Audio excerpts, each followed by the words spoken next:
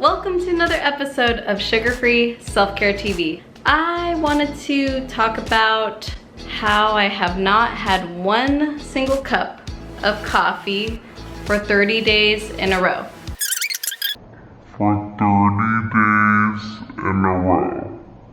To me, I never thought this day would come. I've been drinking coffee most days of my adult life ever since nursing school. So I graduated nursing school from 2011. I've had coffee basically every day since like at least 2010 up till now. That's like a decade of drinking coffee, which just blows my mind.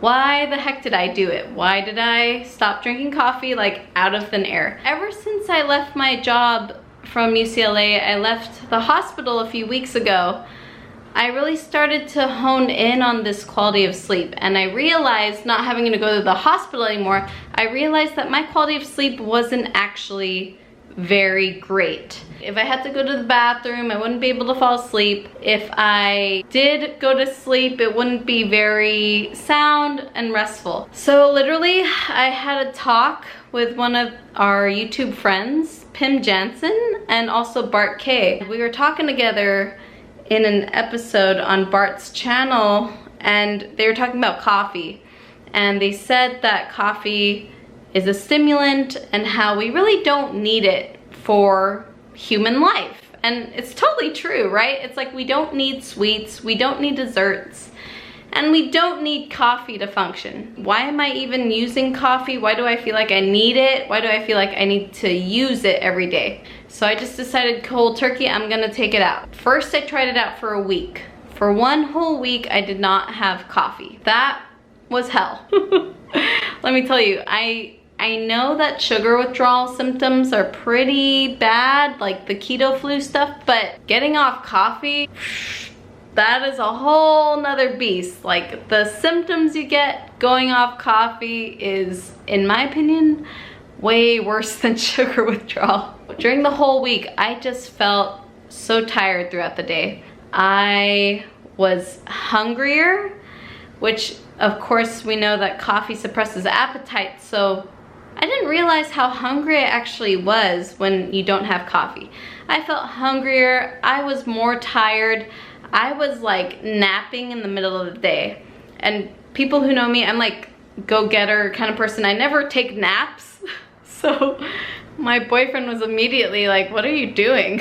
Like when I went to my bed, he's just like, what are you doing? It's like the afternoon. I'm like, I don't know, I just can't do anything right now.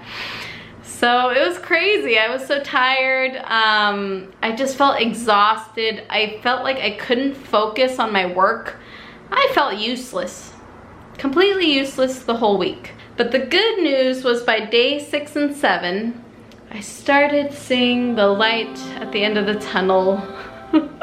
I started finally feeling like this big fog and this big, just like, weight lift off of my head and off of my shoulders. I started having more clarity. I started getting up out of bed much easier.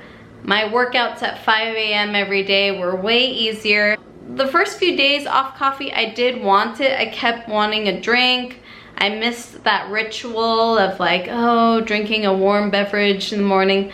But after a week, I was like, oh, I drink coffee? Like, I completely forgot about it. And of course, you know, I have the mindset tools that I have and the tools that I teach my clients around this, but this really goes to show that all that your craving is, no matter if it's food or alcohol or coffee, all it is really a neural pathway that's been reinforced over and over.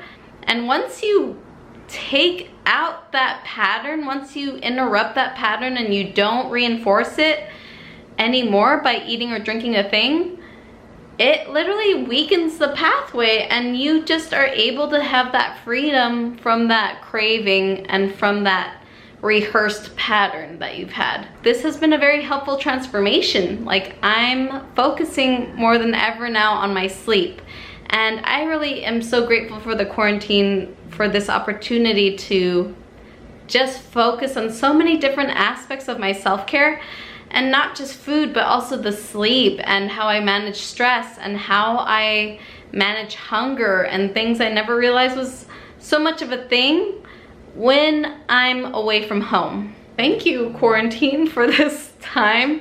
Thank you, Pim and Bart, for just kind of helping me realize, like, oh, coffee is a stimulant, it's not necessary. So it was a great challenge for me. I don't know how long I'll be going on without this, but for now, all I could say is I really am at that place where I'm like, I don't need it to be awake, but I can just enjoy it every now and then. So if you're planning on not drinking coffee, if you have any concerns about that, or if you want to know how to get prepared, here are my suggestions. First, I would recommend, if you've been drinking coffee for a very long time, especially if you have several cups a day, I would really recommend weaning it off if you drink more than 2 cups a day. If you only drink like maybe a cup a day or 1 to 2 cups a day, you could probably try it cold turkey like I did, but just anticipate that the symptoms you will face, the symptoms you'll experience from the coffee withdrawal, we could say, is fatigue, like lack of focus, mental fog, hunger, probably irritability. You will feel very unmotivated. I felt so unmotivated the whole week. I did not want to do anything. Low energy, and those were the big ones. So anticipate all that. Just expect for at least a week you're going to be useless, and be easy on yourself during that week. If you do drink more than 2 cups a day, I would really recommend just weaning it off, probably for 1 week. You know, start off with the amount you usually drink, and then cut that down by maybe half a cup until you get down to 0. Hopefully it won't be 8 cups a day, or else, you know, if it is, then yeah, you should probably wean down kind of slowly. That is my Sugar-Free Self-Care TV episode for today. If you're interested in getting off coffee and would like some support with this, please leave a comment. You could also join my sugar-free, low-carb support group on Facebook, where I'm there all the time. I could give you some tips and tricks for cravings, not just for coffee, but also for getting off sugar. I'll see you next time. Take care and have an amazing week.